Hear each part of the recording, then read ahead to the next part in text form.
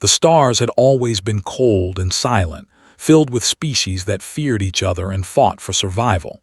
The Galactic Dominion had ruled over 3,000 worlds for 10,000 years. They had conquered countless civilizations, crushed rebellions, and burned entire planets to ash. They believed they understood the nature of intelligent life. Every species was either predator or prey. There was no middle ground. Then they found Earth. Commander was a veteran of 40 conquest campaigns. He had seen species beg for mercy, species fight to the last soldier, and species try to bargain with treasures beyond imagination. Nothing surprised him anymore. He guided his scout vessel into the Saul system, expecting another routine assessment of a primitive world. The blue planet caught his attention immediately. It was beautiful in a way that most worlds were not.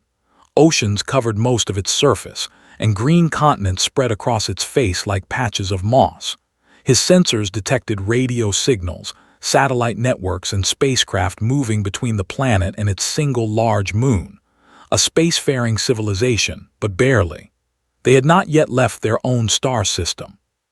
Sent his initial report to the Dominion High Command.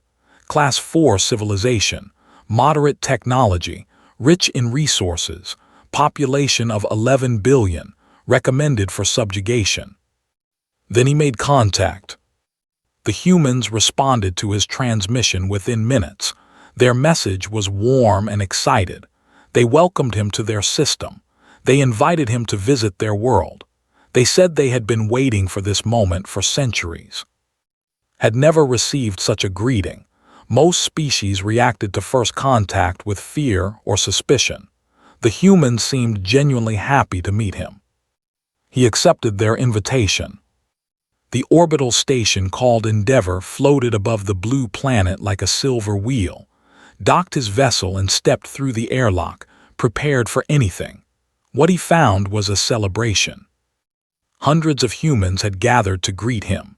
They wore colorful clothes and carried signs with messages of welcome written in his own language. They had learned his language in the few days since first contact. Music played from speakers mounted on the walls. The smell of cooked food filled the air. And they were smiling, every single one of them. Ambassador Jack Miller stepped forward from the crowd. He was a tall man with gray hair and kind eyes. His hand reached out toward in a gesture of greeting. "Commander, welcome to humanity," he said. His smile was so wide it seemed to split his face in half. "We have waited so long for this day. Please come. Let us show you who we are." Took the offered hand and shook it. The gesture felt strange but not unpleasant.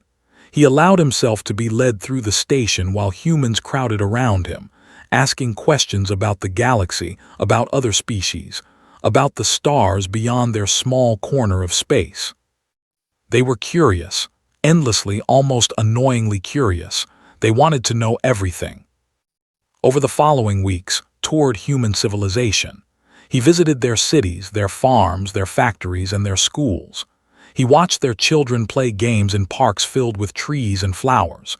He ate their food, which was surprisingly good. He listened to their music, which was strange but pleasant. He observed their art, which depicted everything from war to love to abstract shapes that meant nothing to him. Admiral personally escorted him through Earth's military installations. She was a woman of medium height with short brown hair and sharp eyes, but like all humans, she smiled constantly. She showed him their warships, their weapons, their training facilities. She explained their tactics and strategies with openness that shocked him. "Why do you show me all of this?" asked her one day. "Are you not worried that I might report your weaknesses to my superiors?" Admiral laughed. It was a warm sound full of genuine amusement. "We have nothing to hide," she said. "We hope to become friends with the Dominion. Friends share things with each other.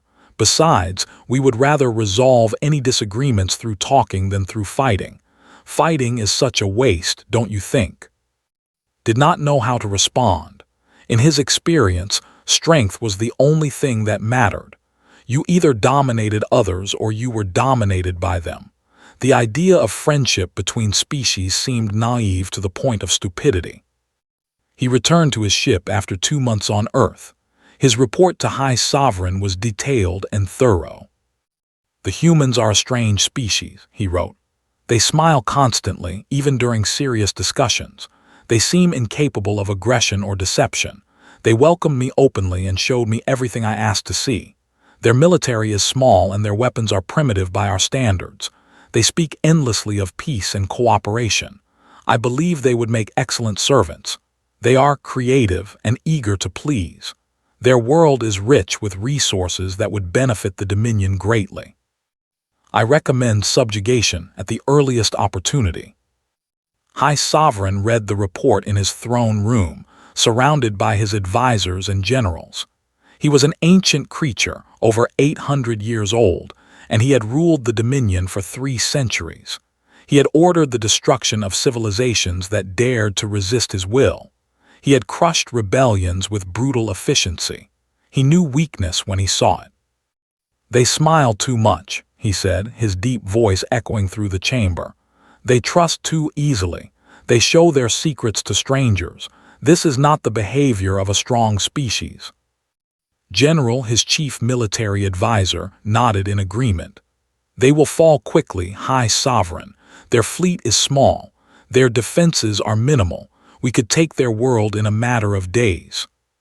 Considered this for a long moment. The humans had resources he wanted. They had a large population that could provide labor for Dominion projects across the galaxy, and they seemed too foolish to resist. "Prepare the subjugation fleet," he ordered. "We will add Earth to our empire." The order went out across the Dominion. Ships were gathered from a dozen sectors, troops were mobilized, weapons were prepared. The conquest of Earth would be swift and complete. And on the blue planet below, humanity continued to smile. They welcomed more Dominion diplomats. They shared more of their culture. They talked about trade agreements and cultural exchanges and scientific cooperation. They had no idea what was coming. Or so the Dominion believed. 6 months passed since first contact. The humans continued their friendly ways. They sent gifts to the Dominion. They proposed trade agreements. They asked for permission to send their own explorers into Dominion space. They wanted to learn about other species, other worlds, other ways of life. The Dominion gave them nothing. They answered questions with vague responses. They delayed every proposal. They were waiting. On a cold morning in January, the waiting ended. The subjugation fleet arrived at the edge of the Saul system like a dark cloud blocking out the stars. 1,200 warships, each one larger than anything humanity had ever built. They were painted black and covered with weapons that glowed with deadly energy. They moved in perfect formation, spreading out to surround the small human territory. High Lord commanded the fleet from his flagship, the Eternal Darkness. He was a veteran of 50 successful conquests. He had never failed to break a species. He had never shown mercy. He believed that mercy was weakness, and weakness led to death. He opened a communication channel to Earth. "People of Earth," he announced, his voice booming through every radio and television on the planet. "You have been claimed by the Galactic Dominion. Your time as an independent species has ended. You will now serve." He paused to let the words sink in. "These are our demands. First, you will surrender all members of your government to Dominion custody. Second, your entire population will be processed and assigned to labor duties across the empire. Third, you will provide tribute in the form of resources, technology, and biological specimens for our research programs. Fourth, any resistance will be punished by orbital bombardment of your cities." He leaned forward in his command chair, his yellow eyes gleaming with anticipation. "You have 1 solar cycle to comply. If you do not surrender by then, we will begin the destruction of your world. This is not a negotiation. This is your only warning." He ended the transmission and sat back satisfied. He had given this speech many times before. The response was always the same: panic, chaos, leaders begging for mercy, populations turning against their own governments, surrender within hours. The response from Earth was different. Ambassador Jack Miller appeared on the. He was standing in some kind of government building, surrounded by other humans in formal clothing. His face was calm, his voice was steady, and he was still smiling. "High Lord," he said politely, "thank you for your message. However, I'm afraid there has been a misunderstanding. Humanity is not interested in becoming part of your empire. We value our independence. We would be happy to continue diplomatic discussions if you would like to." "There is no misunderstanding," interrupted, confused by this response. "You will surrender or you will be destroyed. Those are your only choices." "I understand that you believe that," Miller replied. His smile did not waver. "But we respectfully decline your offer. Perhaps we could schedule a meeting to discuss alternative arrangements that would benefit both our peoples." Stared at the screen in disbelief. Was this human mocking him? Did he not understand the situation? "You have one cycle," repeated coldly. "Use it wisely." He cut the transmission. On Earth, the message spread quickly. Everyone knew what the Dominion wanted. Everyone understood the threat. Parents held their children close. Lovers said goodbye. Old people remembered the wars of centuries past and wondered if this would be the end of everything. But there was no panic, there was no chaos, there was no surrender. Instead, there was silence. A terrible, heavy silence that spread across the planet like a shadow. Admiral stood in the command center of the United Earth ship Resolute. It was the largest warship humanity had ever built, but it looked like a toy compared to the Dominion vessels. Around her stood her senior officers. Captain Ben was running calculations on fleet positions. Commander Lisa Grant was monitoring enemy formations. Lieutenant Commander Cooper was tracking weapon signatures. "Admiral," Captain said quietly, looking at his display, "they have us outnumbered 15-1. Their weapons are more powerful, their ships are faster, their shields are stronger." Admiral did not respond immediately. She stared at the holographic display showing the Dominion fleet. 1,200 ships, 1,200 machines of death pointed at her world, her people, her family. She thought about her daughter, who was 10 years old and loved to paint pictures of flowers. She thought about her husband, who was a teacher at a school in Chicago. She thought about all the children who would never grow up, all the lovers who would never marry, all the dreams that would never come true. She stopped smiling. Her face became hard as stone. Her eyes grew cold as ice. The warmth that had defined her for 50 years disappeared in an instant, replaced by something ancient and terrible. "Signal all ships," she said. Her voice was flat and emotionless, like a machine delivering instructions. "Condition Omega, execute Protocol 17. The officers around her froze for a moment. They knew what those words meant. They had trained for this scenario. They had hoped it would never happen. Then they moved. Across the fleet, the order spread like fire. Ship captains read the message and passed it to their crews. Soldiers checked their weapons and said silent prayers. Engineers powered up systems that had never been used before. Pilots climbed into their fighters with grim determination on their faces. Across the planet, the same transformation occurred. Military bases that had been quiet for decades came alive with activity. Underground bunkers opened their doors. Hidden weapons platforms powered up on moons and asteroids throughout the system. Cyber warfare teams began probing Dominion networks. And everywhere the smiles disappeared. High Lord watched from his flagship as the human fleet began to move into formation. He counted their ships, 87 military vessels, a handful of support craft, some orbital platforms. He laughed. "They are actually going to fight," he said to his officers. "How amusing. They must not understand what they are facing." His second-in-command, Sublord, nodded in agreement. "They will learn soon enough, High Lord. Their resistance will make our victory more satisfying." smiled, showing rows of sharp teeth. Indeed, let them come. Let them throw themselves against our shields. Their defeat will serve as a lesson to other species who might think of resistance. He settled back in his chair to wait. The cycle would pass quickly, then the conquest would begin. He did not notice the small anomalies in his sensor readings. He did not see the hidden platforms powering up across the solar system. He did not detect the cyber intrusions already spreading through his fleet's networks. He saw only weakness. He expected only surrender. He was wrong. The cycle passed slowly. High Lord spent the time reviewing reports and preparing his victory speech.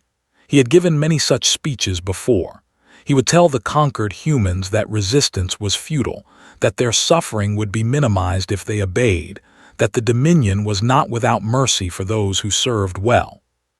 He never got to give that speech. At hour 23, 1 hour before his deadline, the human fleet began moving, watched with amusement as 87 ships arranged themselves into a defensive formation near there. It was a sensible tactic for a doomed species. They would try to protect their planet for as long as possible before they were overwhelmed. "How touching," he said to his officers. "They think they can stop us." Then the first wave hit. It came from everywhere at once. Thousands of missiles launched from platforms hidden throughout the solar system. They came from asteroids, from moons, from deep space stations that Dominion sensors had somehow missed. The missiles were small and fast, faster than anything the Dominion had ever encountered. They moved in patterns that seemed random, making them almost impossible to target. The Dominion point defense systems opened fire. They destroyed hundreds of missiles, but there were thousands more. The first explosions tore through the outer edges of the Dominion formation. Ships that had survived dozens of battles were ripped apart in seconds. The missiles did not carry ordinary explosives. They carried something far worse, some kind of matter disruption technology that the Dominion had never seen before. Gripped the arms of his chair as his flagship shook from a nearby explosion. "All ships return fire," he commanded. "Target those launch platforms." But before his order could be executed, the second wave hit. Every screen on every ship in the Dominion fleet flickered and went dark. Navigation systems crashed. Targeting computers displayed false information. Communication channels filled with static and strange sounds. The Dominion's own systems had been turned against them. Screamed at his technicians to restore control. They worked frantically at their consoles, but nothing they did made any difference. The human cyber weapons had spread through the fleet's networks like a disease, corrupting everything they touched. In the chaos, the third wave arrived. The human fleet. They came in fast, faster than their ships should have been able to move. They had been hiding their true capabilities all along. The friendly species that smiled too much and trusted too easily had been lying from the very beginning. And they did not fight like any enemy the Dominion had ever faced. There was no glory in their tactics, no honor, no ceremony. They did not announce their attacks or challenge their enemies to single combat. They simply killed with cold, mechanical efficiency. Their weapons targeted command ships first, cutting off the heads of the Dominion's command structure. Then they went for engines, leaving ships stranded and helpless. Then they hit life support systems, turning warships into floating coffins.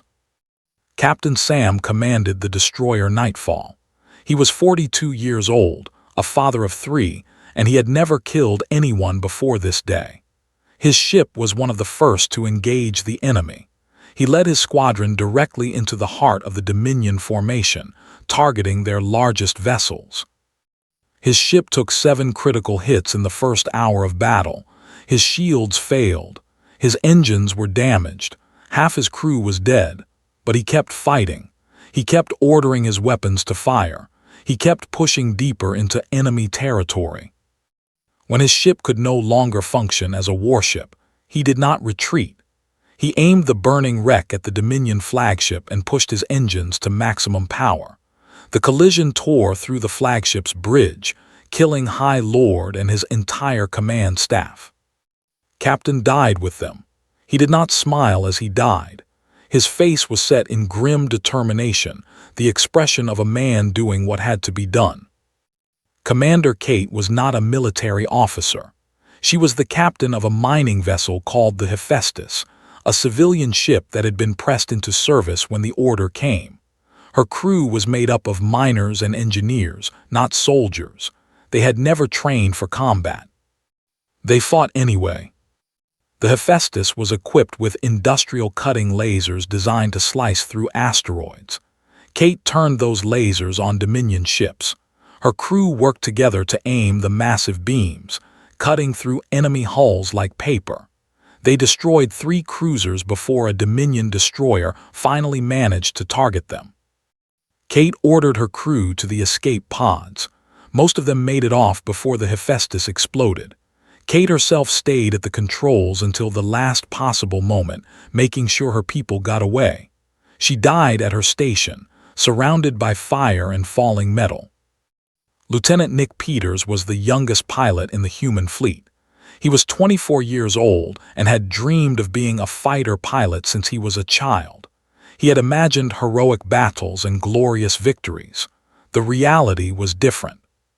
He flew his single-seat fighter through a nightmare of explosions and debris. He shot down enemy craft with his small weapons, then dodged return fire with skills he had never known he possessed. When his ammunition ran out, he did not retreat to reload. He saw a troop transport moving toward Earth, carrying 50,000 soldiers to invade his. He could not let them reach the surface. Nick aimed his fighter at the transport's engine core and pushed his throttle forward. His final transmission was just 3 words: "Tell Mom I'm sorry." The explosion destroyed the transport completely. None of the soldiers survived. The battle lasted 9 hours. 9 hours of constant fighting, constant death, constant sacrifice. Human ships fell one after another, but they took far more enemies with them. The Dominion fleet, which had expected an easy victory, found itself in a war of annihilation. When the sun rose over Earth, the battle was over. The space around the planet was filled with wreckage and debris. 847 Dominion ships had been destroyed. Not a single enemy vessel had reached Earth's atmosphere. Not a single Dominion soldier had set foot on human soil. The cost was high.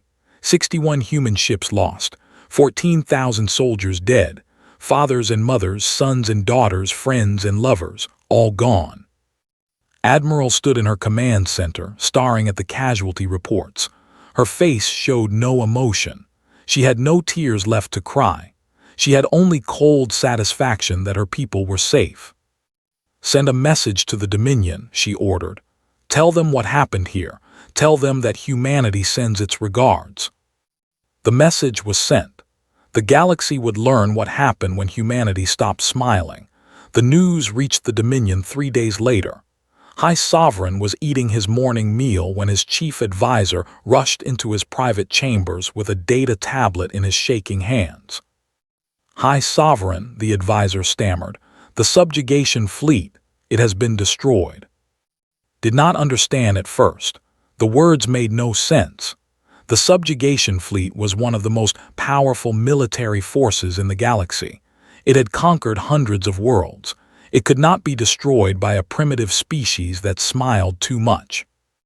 "Explain," he demanded. The advisor showed him the battle recordings that surviving scout ships had transmitted before fleeing the Saul system. Watched in silence as his fleet was torn apart by human weapons. He saw his ships explode one after another. He saw High Lord die when a human captain rammed his burning vessel into the flagship's bridge. He watched the entire recording twice. Then he had the advisor executed for bringing him such disturbing news. It did not make him feel better. Over the following days, more reports arrived. The scope of the defeat became clear. 847 ships lost, over 2 million soldiers dead, the greatest military disaster in Dominion history. And then, a week after the battle, a human ship appeared at the edge of his star system. It was a single vessel, small and unarmed. It broadcast a message on all frequencies, asking for permission to approach. The message said it was a diplomatic ship called the Olive Branch. It said that Admiral wished to meet with the High Sovereign to discuss the future. His advisors told him to destroy the ship immediately. They said it was an insult for the humans to come to his system after what they had done. They said he should order his fleets to attack Earth and burn it to ash. But was old and wise enough to recognize when something had changed. The humans had hidden their true nature from him. They had pretended to be weak while preparing for war. What else might they be hiding? He agreed to meet with them. The meeting took place on a neutral station at the edge of his system. Brought 500 of his best guards, armed with the most powerful weapons available. He wore his ceremonial armor, which could withstand almost any attack. He wanted the humans to see his strength. Admiral arrived with 12 Marines and Ambassador Jack Miller. The Marines wore simple uniforms and carried standard weapons. They looked almost relaxed, as if they were not surrounded by enemies who could kill them in an instant. Noticed that neither the Admiral nor the Ambassador was smiling. They gathered in the station's main conference room, sat at one end of a long table surrounded by his guards. The humans sat at the other end, looking very small in comparison. "You have made a terrible mistake coming here," said, his deep voice filling the room. "I should have you killed for what your species has done." Ambassador Miller responded calmly. "High Sovereign, we come in peace. We believe that what happened at Saul does not have to define our relationship going forward. We would like to discuss a new beginning." "A new beginning?" rose from his seat, his massive form towering over everyone in the room. "You destroyed my fleet, you killed millions of my soldiers, and now you speak of peace." "You tried to enslave our entire species," Admiral replied. Her voice was quiet but carried weight that made the room fall silent. "You threatened to destroy our world. You gave us no choice but to defend ourselves." Slammed his fist on the table. "The Dominion has 10,000 warships. We rule 3,000 worlds. We will crush your pathetic planet and—" "No," Admiral interrupted, "you will not." The single word stopped cold. No one had ever interrupted him before. No one had ever spoken to him with such calm certainty. "Let me explain something about my species," continued. "Humans evolved on a planet that tried to kill us every single day. Our world is filled with predators, diseases, natural disasters, and harsh environments. Everything wanted us dead, but we survived. We survived because we learned to fight. We learned to adapt. We learned to never ever give up." She stood and walked slowly toward the center of the room. The guards tensed but did not move. "We spent thousands of years fighting each other. We developed weapons and tactics that would horrify your military commanders. We learned that war is not about honor or glory. It is about survival. It is about doing whatever is necessary to protect the people you love." She placed a small data chip on the table. "This chip contains a complete analysis of your fleet deployments, your planetary defenses, your supply lines, and your communication networks. We have had access to your systems for months. We know where your shipyards are. We know where your leaders live. We know the location of every military installation in your empire." Stared at the chip as if it were a poisonous snake. "We chose to be friendly," Ambassador Miller added. "We chose to smile, to extend our hand in friendship, to offer peace. That was a choice, High Sovereign, not a weakness. We hoped that you would see us as potential partners rather than potential slaves. We were disappointed." Admiral turned to face directly. "You have two options now. The first is war. You will send your fleets against us and we will destroy them. You will try again and we will destroy them again. This will continue until one of our species is extinct, and I promise you it will not be humanity." Her eyes were cold and hard. "We will not stop. We will not surrender. We will fight until the last human is dead. And by that point, there will be nothing left of your empire but dust and memories." She paused to let the words sink in. "The second option is peace, real peace. We join your community of worlds as equals, not as slaves. We trade, we cooperate, we share knowledge and resources. We help each other grow stronger. We become friends." She turned and walked back toward the door. Then she stopped and looked over her shoulder. "We prefer peace, High Sovereign. We really do. We would rather smile than fight. We would rather build than destroy. But make no mistake, we will do whatever is necessary to protect our people, whatever is necessary." She opened the door. "You have 1 week to decide. Choose wisely." The humans left the station without looking back.